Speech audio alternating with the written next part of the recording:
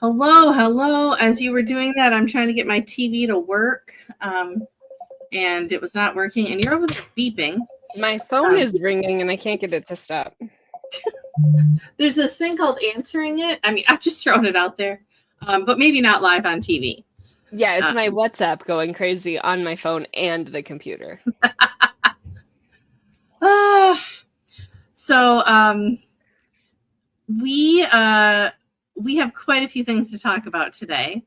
But before we get into like the topics of the show, I want us to first hold up our thing oh wait, camera. There we go. All right.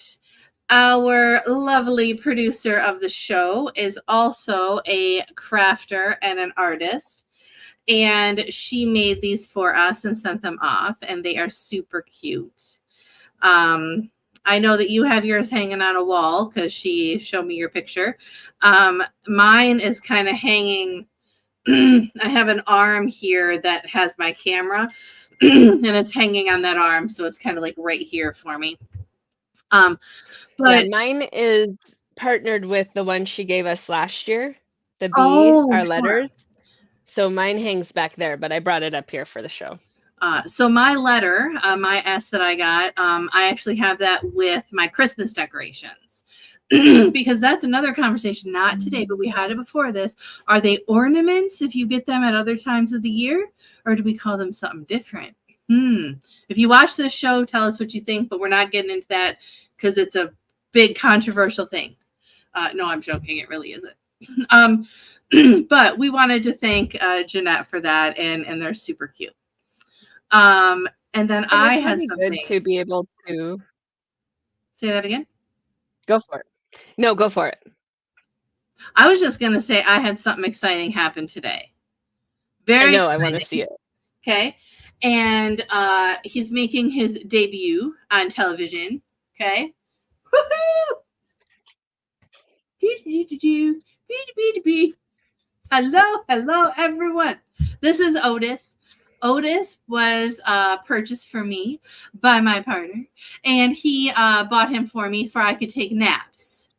Naps. When you have someone in your life who focuses on things for you to take naps, they're people to keep around. That's all I'm saying. And he is going to be on future shows, and his name is Otis. So those were all the fun things that happened today, and we just wasted the first 3 minutes on that. So I hope other people did not think it was a waste. What is our topic today, Brittany? Well, our ornaments kind of tie into our topic. They do. I will give you that. Yes. So one of the big things and one of the gracious things of why we're showing you our ornaments is because we're appreciative. We're appreciative to the people who we have around us. We're appreciative to the people who appreciate us. And inside of that, we are appreciative to the people who have been our community for the past year and a half, 2 years. Oh my goodness, going on 3 years. I know, it's ridiculous. So today's topic is community and building communities around your business and how important that is. Yes. And one of the things that we'll touch base on throughout this next 30 minutes or so is your community isn't just your people that you daily network with. It isn't just your vendors. It isn't just your clients. It's a little bit of all of that and more. So the first thing that you want to think about is actually identifying who those people are. And so we're going to kind of break down our businesses here. And since Brittany doesn't know, I'm making her go first. So who is your target audience? Because I'll be honest with you, when you say accountability expert, right, accountability coach, accountability anything, you think everybody needs that. So is your target audience truly everybody in the world? No, it is not. Now, can I help specific people in specific areas? Yes. Am I a single mom and I could help single moms? Yes. Am I somebody who has worked in restaurants and I've worked hotels and I've worked hospitality, so I could help lots of hospitality? However, my business is Biz Storming, and it is centered around entrepreneurs and business owners who have, we just found out, I do corporations, but I try to stick with entrepreneurs and business owners who are solo, but also have a team of about 5 or 6, because with that team of Mhm. 6, we are able to create a great accountability conversation and really hold each other to what we're looking for. Right. And the reason that I wanted to start with that was because a lot of people think, oh, I crochet blankets. Everyone needs blankets. So my target audience, my community is everybody. And it's like, no, that'll be so hard to market to, right? Now, are you going to stop somebody from buying your blanket? Are you going to stop somebody from wanting you to be their accountability coach? No.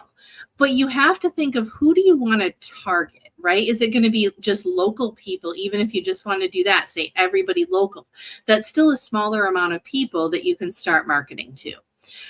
So thinking of that target audience, that ideal customer, is kind of a big deal. What about yours, Sarah? What is your Um, target? My target audience is anyone who will pay me. No, I'm joking, right? As an entrepreneur, we can make those jokes, right? When you first start out, you're like, anybody who is going to pay me to do anything, I will probably do it, right? But then you start growing your business like Brittany and I have, and you have to pare down that target audience.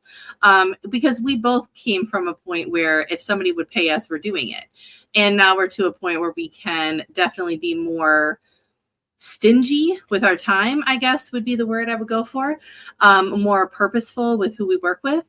And the people I work with are people that do not have the capacity or the ability to fix their current internal HR problems.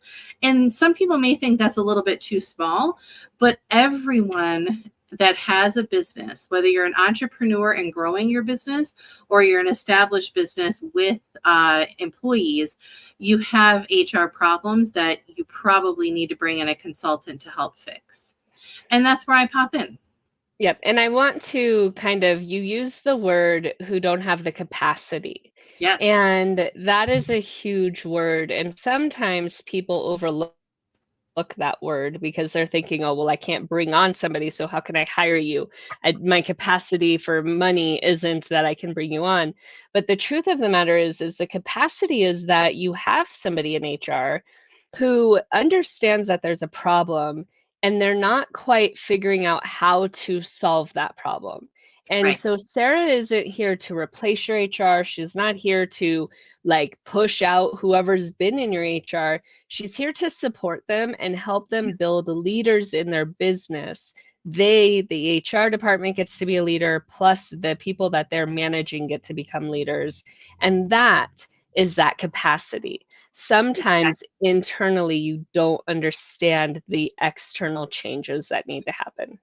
It's that concept of seeing the tree because of the forest, right? You can't see the trees because of the forest. When you're in the situation, you can't always see all the solutions. And sometimes you don't have the ability or the want to make those changes, and to bring somebody externally in can make that change. But it's knowing that target audience, knowing who I'm reaching out to, knowing what I can build from, is allowing me to build that community, right? I have a community of people that I work with, a community of people that I outreach to, and so do you. And bringing this back to a crafting concept, right? Who do you want to have your widget, right? And I say widget on anything that you tangibly make with your, your two hands or whatever creative method you use. Who do you want to have that primarily? And you can always change that, right? You can try something for 3 months, and if that marketing isn't working, you try something else. And I'd love to go back to the idea of the Afghan, right? This that Yeah, my grandma made this for me and sure. gave it to me this summer. If you're somebody who uses bright colors and you like to knit and crochet with your bright colors, then you're going to want to find people who like bright colors so that you're Good. not in dark and dingy colors, right?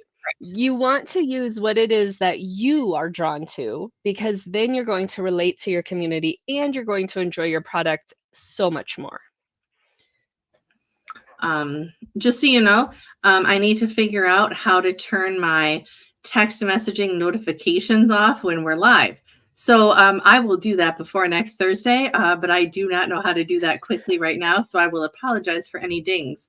I feel like it's like constant, like it's like ding, ding, ding. I'm really not that popular. And I started with us ringing, so obviously. We both need to figure out tones and gadgets going off. So once you figure out your target audience, though, right, your ideal client, however you want to describe that, some people call it an avatar, like who you want to work with. The next thing is engaging them, right? And I know that you and I have talked numerous times because you are trying to do a newsletter. I don't think newsletters work for what I need to do. And, you know, we've talked about different types of content. How do you decide what content is the best for your audience? Well, I think that kind of goes, that's why I had brought up the colors, right? If you know it going, then you know how you can communicate Mhm. without being blocked. So we had the conversation of, can I blog? Can I this? Can I that? I pay somebody to send my emails because I can't. And she Sure. wants stuff in those emails that I don't want to do. She wants a mini blog in that email. I'm like, okay, great. Here's a 5-second paragraph. I don't know. But it has to be stuff. When I market and brand, it's rock star branding, rock star marketing. And so I know that the things that I'm sending out and the content I'm sending out are things that I can relate to. And the verbiage is something that I very much understand and can relate to. So if you are a vibrant person or you work with wood, you want to talk to those naturalists. You want, not so vibrant, Right. but the woodworkers want to talk to the naturalists. And then I know. you have the vibrant people who want to talk to the people who love colors. Yeah. And I think using that in your marketing to make engaging content that your ideal client, remember that thing we talked about before, making sure that they're noticing, right? You want to use the techniques that they want. And this is, Brittany and I talk about a lot of marketing stuff, a lot of just business stuff, a lot of everything when we're not on this call. And one of the things today we talked about was simply her aesthetic was making a list. And we're not going to get, doesn't matter what the list was, but her aesthetic was making a list. And she had somebody recommend putting it into a paragraph form. And it's one of those things that in this case, she was like, well, if somebody's recommending it and it doesn't really matter, I'll make the change. But it's not changing her branding. It's not changing her colors. It's not changing the message. And that's the difference, right? Your content needs to have the same branding, even if the wording is a little bit different every time, or you want to try things differently with lists versus paragraphs. All of that doesn't matter in the long run. It's keeping that branding and the engaging content, in my opinion. Yep. And making sure it's consistent, Sure. because you can have content, you can have value, you can build that value. But if it's not consistently posted, it's not consistently seen. And we've had this conversation. Facebook wants 3 posts a day. LinkedIn wants 3 posts a week. Yes. And then they have like other weird stuff if you go over that. But depending on where you are, it depends on how you show up. And it's very important to understand, if your people are colorful, they're going to want vibrant videos probably. If Sure. your people are nature, they're going to want calm, soothing nature. And we've got another watcher. So thank you all for watching. We Yay. appreciate it. But you want to really focus in on that space of, where do my people sit? How can I reach them? If they're nature oriented, then they're going to need calm and soothing. if they are vibrant and very visual people, then I do some Right. psychedelics of sorts, like those, like Alice and Alice in Wonderland photos and posts. Yes. Yes. And so we get, we've touched based on, your target audience, your ideal customer, and engaging them. But here's the thing, you're starting out, you're a new business, and Brittany and I have both been there. You're like, I know my target audience. I know who I want to have this stuff. How do I find them though? Right? How do I get these people to see me without paying a ton of money for marketing, right? Because you're starting a crafting business specifically is who we're talking to, and you're probably not independently wealthy where you could spend $1,000 a month on marketing. So what do you, I think, hosting events, meeting people in online forums, doing some of those things are key. What do you think, Brittany? What have you done? Yeah. What have you done in the past to get an engaged audience? Yeah, definitely. So I have, so I do lives, and you have convinced me to do the TikToks, and I like to avoid that. I know. But I do try to go live, and I have a storeroom of TikToks. I found that for me personally, I'm better live and just being able to get it done and over with. Oh, So that's where my VA comes in, because the things that I don't go live, just kind of follow up and do the back of the ground kind of work. mm-hmm. But at the same time, it's important. And I think that's something that we all forget. If it's something new, we've either got to suck it up, buttercup, or Mm-hmm. we got to figure out somebody to delegate it to assist us. And inside of building communities, that's a great way to work with somebody else inside of spaces where you might be better at something and they're better at something. And so you guys switch that information and those help inside of that community where you can help Sure. each other and barter. Yeah. We do forget about that bartering system. Yeah. And when you have widgets, sometimes it's harder for Brittany and I because we have services and people may not want our services. But with people that make widgets, so if you make something and you can get with somebody and say, look, I get that a website costs X amount of dollars. Can I give you, 5 widgets for your family Christmas presents in lieu of payment, and you can build me a website? I can't guarantee people will agree to that, but I know a few people that probably would, depending on what the widget was, right? I know 2 people that would. Exactly, right? Brittany's like, hey, there's a lot of things I'll trade to build a website. So Look, I'm just saying, if you look at both of our desks right now, we probably have more toys than a toddler if you put both of our desks together. 100%. 100%. So between ducks and stuffed animals, and I have a penguin here somewhere. I don't know what happened to my penguin. I just saw him oh, here he is. I have a penguin with sunglasses on. Like, I have like everything. Yeah. We have, yes. So I agree. We just went off on a tangent.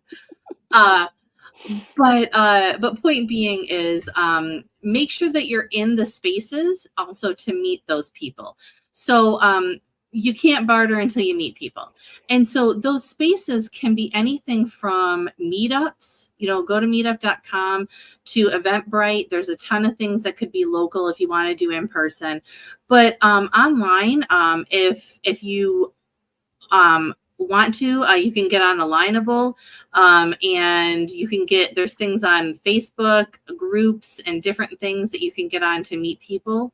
But don't be afraid to meet people, I guess, would be the biggest key. And host it. If Oh, you sure. like it, other people will love it. Yes.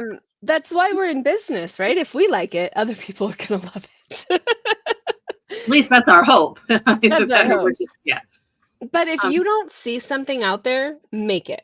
Make it happen because people are going to go to it. I know so many people that want to just sit in a coffee shop and read books next to people just so they can say they're reading books next to people or crocheting next to people.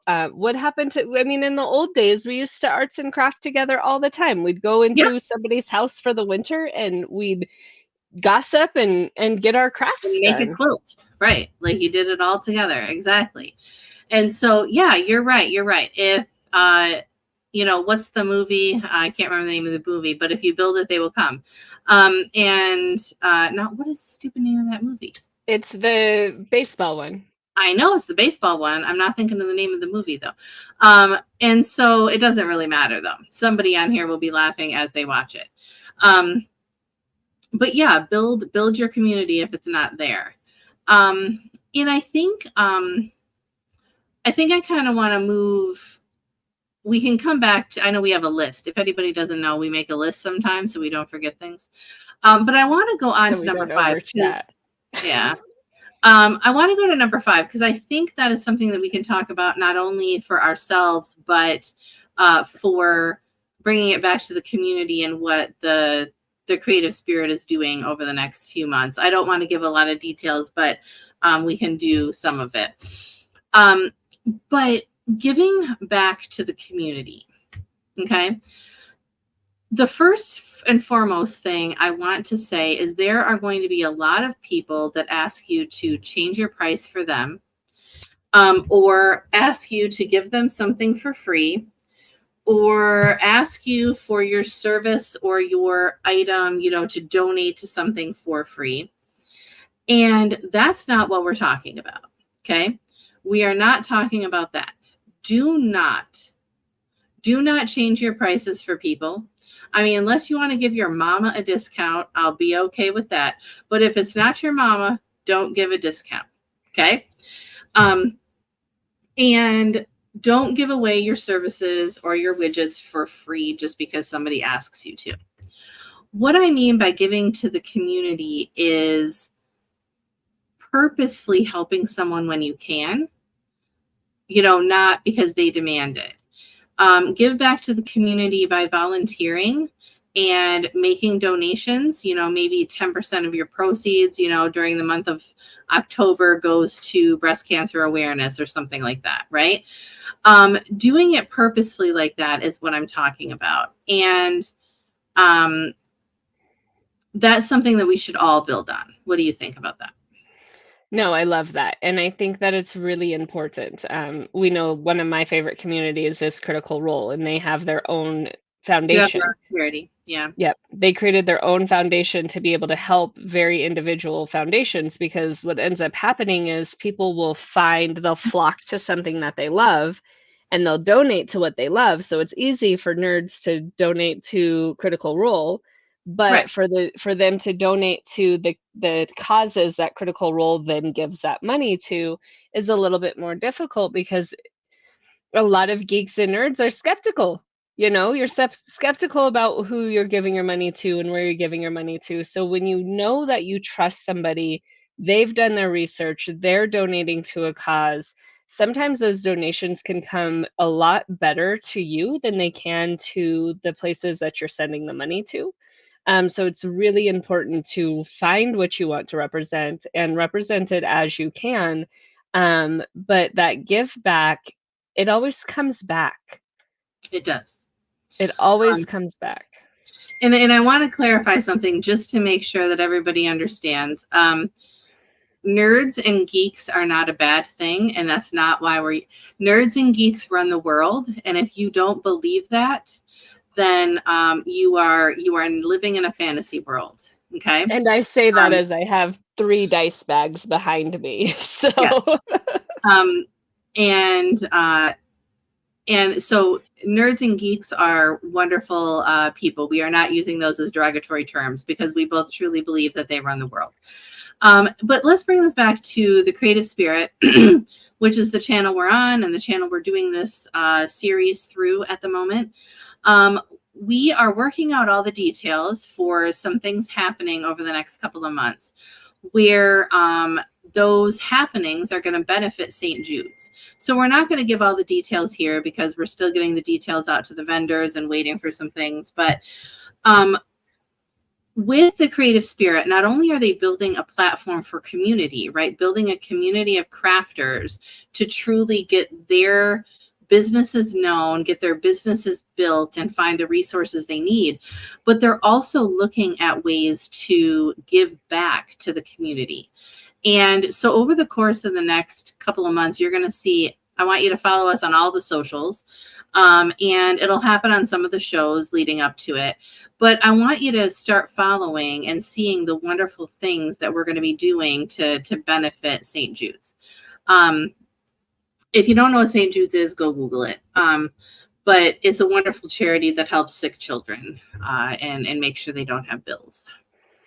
Well, and what I love about what you said, right? That give back to the community. That's why this show's here, because Jenny and Jeanette built this so that they could create a space for crafters that really wasn't there. They wanted to highlight homemakers. They wanted to highlight people who were doing it on their own and succeeding at it and struggling. I mean, there's struggles in every business. Yeah, and those And so, entrepreneurs that people, their families are like, that's not a real business. All of those people, giving them a platform. Yeah. yeah, and a lot of crafters and a lot of people who are entrepreneurs, sometimes we're doing it because we can't work at home or like we can't go Mhm. out of the home to work. And Yeah. so we're doing what we can as we can, and people are getting judged for what that looks like for them because they're not seeing that full picture. So giving back to St. Jude's, giving back to those resources, that really does come full circle inside of the effect of what being a crafter and working from home is. And it's a full circle from helping support and promote to being in that place where you're helping, in St. Jude's case, just all of the things that they do, which is amazing. So, Yeah.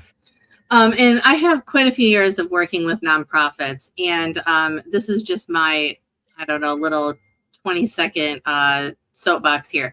If you are unsure of a charity to donate to, you're like, I don't know if it's a good charity. There's a website, just search Charity Navigator, and you can search any charity and find out the basic information. Are they a good charity? Are they, sound financially and all of that? And so do your research, right? If somebody comes to you and says, donate to some charity you've never heard of. Now, here's the thing. St. Jude's, Red Cross, Habitat for Humanity. You don't have to start Googling them. I mean, like, if they're the big dogs, there's enough watch people making sure they're doing. But if it's a nonprofit that you haven't heard of, definitely research it. yep, exactly. So, Well, Sarah, you yes, are off the beaten path consulting. I am most days. I am. No, I am every day off the beaten path consulting. And we kind of did this at the beginning, but I help fix business and HR problems that people don't have the capacity or the ability to fix. And so I come in for short periods of time and I fix and find solutions for that. You are an accountability coach. What do you do? I am an accountability business coach and I help people stay on track. Help them find their actual goals and the way to get to those goals. And Sarah and I have worked with Jeanette building a community around our businesses for support inside of our clients, inside of ourselves, and inside of the people around us. And we really look forward to seeing the communities that you all can build on your own. I love it. And look at that. We're like 30 seconds early, but just continue to check out everyone on the channel. We are growing every day with new people, new crafters, new experiences that are being built. And we wish you all luck and happiness. And I don't know, now we have 20 seconds. We don't have any time.